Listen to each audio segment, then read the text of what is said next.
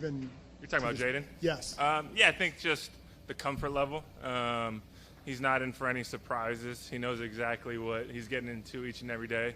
There is no competing necessarily like he was last year with Marcus going into this. So I think everyone just knows it's his ship, and we're trying to do our best every day to improve as a team. But just his comfort level, he's always been so poised, such high confidence, but I feel like he's just taken another step. He's very efficient out there. He sees the game a certain way. He's talking to guys how he sees it, making sure everyone's on his page and not necessarily just how each individual sees the game. So, yeah, I think he's taken even more ownership of this thing, as he should.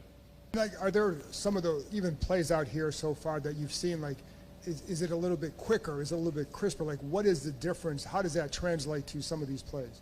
I think the timing and anticipation that comes along with being in a system another year, I think you can definitely see it out there, the timing, the confidence he has to kind of push his limits. And, training camp, off-season is about testing how far you can go. And so I still think everyone's trying to push their boundaries, push their bodies to see how much better we can be individually so the collective gets even better. And that's why I don't put it if a quarterback throws a pick or whatever, oftentimes sometimes you just got to see how far you can go. If I slip on a route, it's, hey, let's see how far I can push outside a guy in terms of his leverage to see how far I can get back inside. So I think training camp is all about pushing your limits each and every day. And if we do that individually, we'll obviously grow collectively. Speaking of the pushing limits, whenever you have a little bit of downtime today, I noticed you running sprints on the side. Have you always done that stuff, or was there a moment in your career where that started happening? No, I think it's kind of always been something, trying to find little advantages. I don't do special teams. I haven't done special teams for a few years, and so I don't want to be that guy that just sits around when other guys are working. And so for me, it's a great opportunity to just really refine the fundamentals. Like you see me doing all the release work each and every day. If you watch during special teams, that's how I start every practice, is to work on my stance, my starts, work on my press releases, because I feel like once I'm into my routes, no one can really cover me. It's just if they get a hand on me early, that messes up the timing. So for me, it's always about just finding trying to find little ways to get better. I got a phenomenal coach in Coach Rai who pushes me, encourages me, finds little things that we can improve on. So I think I owe a lot of my success last year to him. And just for me, it's just about the mentality of I'm not just going to stand out there and just go through the motions. It's about how can I find a way to get better and push the limits just a little more. And you've talked about how DQ really takes care of his vets. Was there ever a moment for you where you keep pushing, and it was weird for you to get, hey, you're not practicing today, or we need you to slow it down? Yeah, I mean, some guys had off days yesterday. I was kind of supposed to be in that group, but he's receptive to my feelings as well. I've always been a guy that kind of just wants to overwork himself, so I need people like DQ to kind of keep me from myself, or so I don't go too far. And oftentimes I've gone too far where it ends in injury or whatnot. So DQ, the thing that's amazing about DQ, and it's not just in this situation, he over-communicates, which a lot of coaches, when players are just left to their own thoughts, it's a dangerous spot. You don't know kind of the motivation, the quote-unquote agenda, whatever it is. But DQ is very forthcoming in why he's doing something, why he's like, you're not going to practice. Last year in training camp, I did practice every day. During the season, I didn't practice on Wednesdays, but I'm not going to practice every day in training camp this year. We had a long season last year. We want to have another long season this year. So oftentimes I need people to kind of keep me from myself, and DQ has just been amazing at that. Zach, usually with successful teams, coaches get rated, coordinators go to other teams. How rare is it to have pretty much the whole staff back from last year, that continuity? In approaching training camp this year, you already kind of know each other. You're trying to make the next step. I mean, I think it is very rare to have the success that we had last year. And coaches, that the entire coaching staff stays the same. Obviously, we had one or two changes here and there. But overall, I think it is rare. But at the end of the day, we are very fortunate as players to be in the same system a second year. Jaden's very fortunate to be in this system a second year. Because it is hard just to start from scratch. So even if it's the same system, it's a different caller. So you got to get used to a new play caller, even if they're calling the same plays. Sometimes the fundamentals change a little bit. The details change a little bit. So we're just glad everyone's back, and not to talk about last year at all. But we are very fortunate to be able to compete against each other right now with the same coordinators, same position coaches for the most part. So, yeah, we're excited about the entire continuity of the group, and we just got to continue to get better. Zach, you've obviously won a Super Bowl. You've also been on teams that maybe the expectations weren't so high. Does this camp feel any different than maybe last year with there is high expectations for this team to go far? Yeah, I think the expectations of this team do not impact what goes on in the building. Last year, not many people chose us to be successful, and this year maybe too many people are choosing us to be successful. And so for me, I think the message is how can we get better? I talk about it all the time with last year. If we started fast or started slow, it's about the continuum improvement throughout the year. And we all have to be better. If we're the same team we were last year, we've let ourselves down enormously. And so for me, for the guys, it's just about how can we improve each and every day? How can we improve the timing, the communication, the blocking? Because we weren't at the end of the day, this year is a completely new team. I don't want to talk about last year really anymore. And so for me, it's just all about how can we get better? How can this team improve? Because we got a lot of new players. I've been on really talented teams. I think this is a talented team. But at the end of the day, talent really doesn't win you games in this league. And so for us, it's about how can we become better as a unit, offensively, defensive, special teams, and better as a team. You talked about a lot of things that have stayed the same, and you talked about some things that have changed.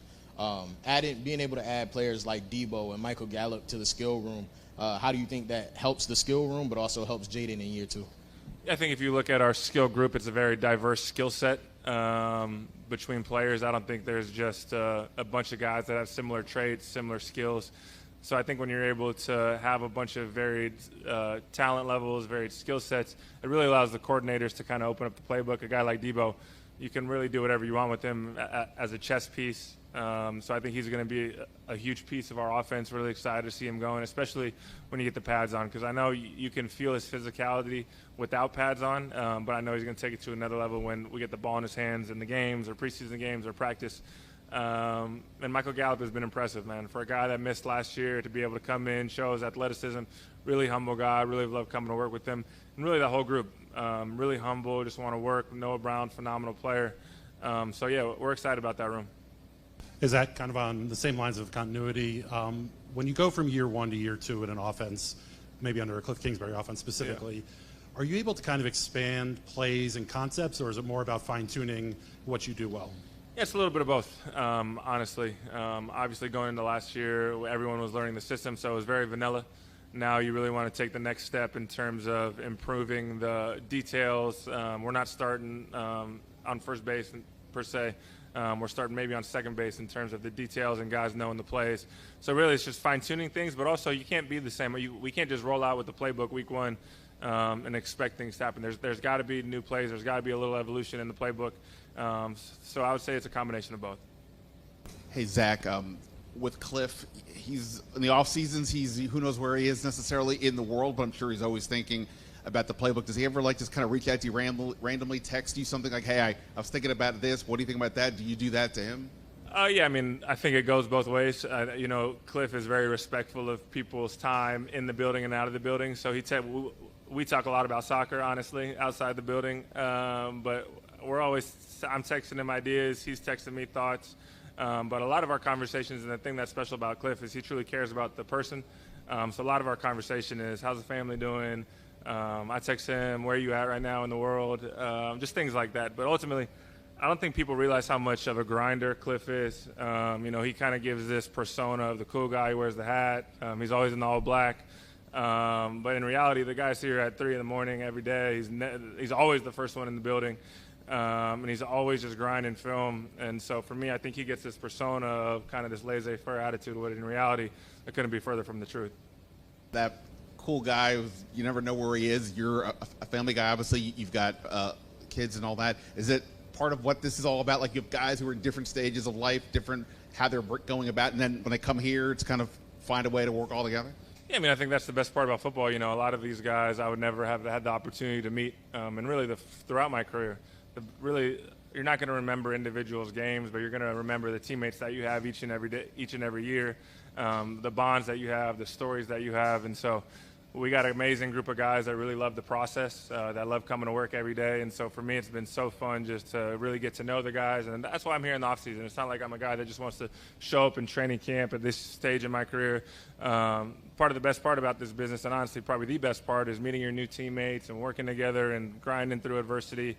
And training together and knowing that he's not going to let me down. I'm doing everything I can and not let him down.